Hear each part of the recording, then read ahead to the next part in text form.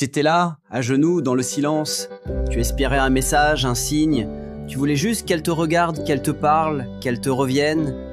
Mais elle était ailleurs. Et pourtant, un jour, sans prévenir, elle revient. Toujours. Mais pas quand tu l'attends. Pas quand tu la supplies. Elle revient quand tu n'en as plus besoin.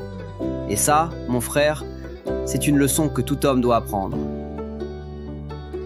Tu crois qu'elle reviendra parce qu'elle t'aimait, parce que vous aviez quelque chose de spécial, parce que vous aviez des souvenirs, des rires, des projets, mais tu oublies une vérité stoïcienne fondamentale. Ce qui est hors de ton contrôle ne t'appartient plus. Tu n'as jamais contrôlé ses choix, tu as cru contrôler son amour, mais l'amour n'obéit pas aux souvenirs. Et pourtant, tu restes là, prisonnier de l'attente. Chaque matin, tu ouvres ton téléphone, tu scrolles, tu vérifies si elle a regardé ta story. Tu analyses ses likes, ses absences, ses silences. Tu n'es plus libre, tu es enchaîné. Et pire encore, tu crois que c'est de l'amour. Mais ce n'est pas de l'amour, c'est une addiction émotionnelle. Le stoïcien regarde cette addiction en face. Il se demande, est-ce que je suis encore moi? Ou est-ce que je suis devenu l'ombre de celui qu'elle a quitté? Elle ne te bloque pas, elle ne te répond pas. Elle ne te rassure pas, elle te laisse dans l'entre-deux. Et c'est là que tu souffres le plus.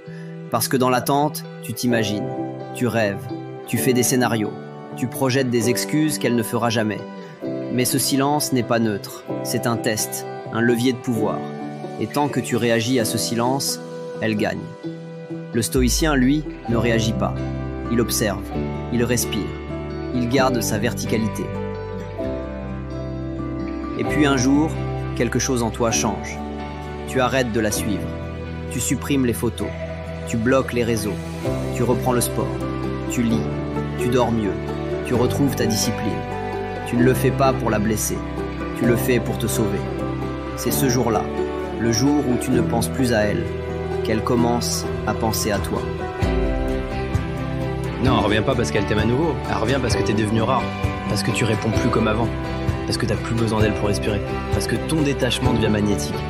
Elle revient pour retrouver le contrôle, pas forcément l'amour. Elle revient pour savoir si elle a encore ce pouvoir sur toi. Le stoïcien, lui, ne cesse pas dupé par l'émotion du retour.